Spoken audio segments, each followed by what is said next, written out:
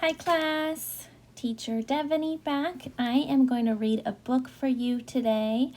We are wrapping up our study on clothing. We have two more books that are part of that study. Today's book is called Little Red Riding Hood. I'm sure some of you may have already heard this story before. Once upon a time, a little girl lived with her mother and brother in a small cottage by the edge of a forest. Her favorite piece of clothing was a long red cape with a soft, silky hood. She wore it so often that soon everyone called her Little Red Riding Hood. Do you have a favorite clothing item too? I have a favorite sweater I like to wear. One day, Little Red Riding Hood was bored and looking for something to do. "You could sweep the floors," said her mother, who was busy painting the fence. "No," said Little Red Riding Hood, "I don't think that's what I want to do." "You could help clean the yard," said her brother, who was busy chopping wood. "No," said Little Red Riding Hood, "I know that isn't what I want to do." "Then you could visit your grandmother," said her mother. "You're old enough to go by yourself, and you haven't seen her for weeks." "That's exactly what I want to do," said Little Red Riding Hood. "Grandmother lives on the other side of the woods. It will be an adventure." So Little Red Riding Hood's mother packed a basket full of treats for the girl to take to her grandmother. "Just remember," said her mother, "the woods can be very dangerous. So when you leave, please go straight to Grandma's and don't be late." "She won't listen," said her brother. "Yes, I will," said Little Red Riding Hood. "Of course she will," said her mother. "Oh, and dear, something else before you go. Only talk to those you know." "She won't listen," said her brother. "Yes, I will," said Little Red Riding Hood. "Of course she will," said her mother. "Oh, and one last thing, sweetheart. From the path you shouldn't stray, or you could get lost someday." "She won't listen," said her brother. "Yes, I will," said Little Red Riding Hood. "Of course she will," said her mother. "Goodbye, dear. Give your grandmother a big hug for me."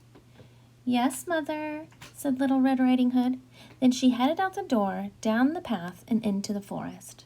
There was so much to see in the woods: a sleeping owl, a giant mushroom, an amazing spider web. Then Little Red Riding Hood remembered what her mother had said.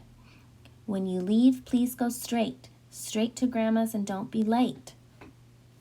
"But," thought Red Riding Hood, "Mother surely would want me to enjoy the forest." So she stopped and looked around. Just then, a dark shape stepped out from behind one of the trees. It was a wolf, and he was smiling a charming smile. "Why, hello, little girl," said the wolf. "Isn't this a lovely day?" Little Red Riding Hood remembered what her mother had said. "Something else before you go. Only talk to those you know." "But," thought Red Riding Hood, "he seems like such a friendly wolf. Mother surely wouldn't want me to be rude." "Hello, Mr. Wolf," said Little Red Riding Hood. "Yes, it is a lovely day. And you seem to be such a delicious, by which I mean delightful child." The wolf's smile grew even bigger. "What might your name be?" "Everyone calls me Little Red Riding Hood," said the girl. "A splendid name," said the wolf. "And where might you be headed, Little Red, if I call you that?" "You may," said Little Red Riding Hood. "I'm bringing my grandmother this basket of treats. She lives just on the other side of the forest." "How kind of you," the wolf said.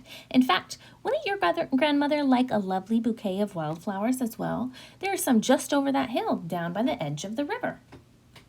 Red Riding Hood remembered what her mother said. "From the path you shouldn't stray, or you could get lost someday." "But," thought Red Riding Hood, "Mother surely would want me to bring grandmother some flowers." "That's a wonderful idea, Mr. Wolf. I'll pick some right away." And she scampered off into the woods. "Goodbye, Little Red," the wolf called after her. "I'm sure we'll meet again very soon." And then he whispered, "By which I mean for lunch."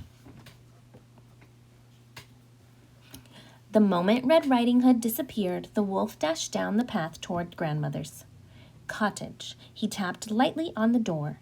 "Grandmother," he said in his best little girl voice, "it is me, Little Red Riding Hood." "Little Red, really? How wonderful!" Grandmother flung open the door. "Wait," she said, "you're not Red Riding Hood?" "Sadly, no," said the wolf, "by which I mean goodbye." And he swallowed the grandmother in one big gulp. "And now," said the wolf, patting his stomach, "I'll wait for dessert." Some time later, Red Riding Hood came out of the woods. She was dirty and rumpled, and there were burrs in her hair. "It was much harder to find the path again than I thought it would be," she said. She was surprised to find her grandmother's door wide open. She stepped inside. "Grandmother, are you home?" "Yes, dear," came a scratchy voice from the bedroom, "but I'm in bed. I'm afraid I have a nasty cold."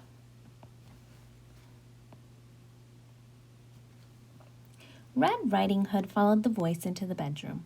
The curtains were closed and it was very dark. Grandmother was wearing a floppy nightcap, and the blankets were pulled up past her nose. Red Riding Hood moved toward the bed. Grandmother's eyes looked very odd. "Why, Grandmother," she said, "what big eyes you have." "The better to see you with, my dear. Come closer so I can give you a hug." Red Riding Hood took another step and saw two odd triangles poking up under the nightcap. "And Grandmother, what big ears you have." "The better to hear you with, my dear. Can you come a bit closer still?" Just then the blanket slipped from the grandmother's face, revealing two rows of sharp teeth. But, Grandmother," said Red Riding Hood, "what big teeth you have." "The better to eat you with," roared the wolf, leaping out of Grandmother's bed. Red Riding Hood screamed. She ran out of the bedroom, through the main room, and into the kitchen, slamming doors behind her. She clambered into a cabinet and yanked the door shut. "Oh, why didn't I listen to Mother?" she thought. "If I hadn't stopped in the woods, I wouldn't have met the wolf. If I hadn't talked to the wolf, I wouldn't have left the path. If I hadn't left the path, I wouldn't have been late to Grandmother's. Then none of this would have happened." In the kitchen, she could hear the wolf calling to her. "Where are you, Little Red?" he said. "There's no need to hide, by which I mean I'm going to find you and eat you no matter what." Just then something crashed. A voice yelled. Dishes smashed. The sounds got louder and louder and wilder, and then everything was quiet.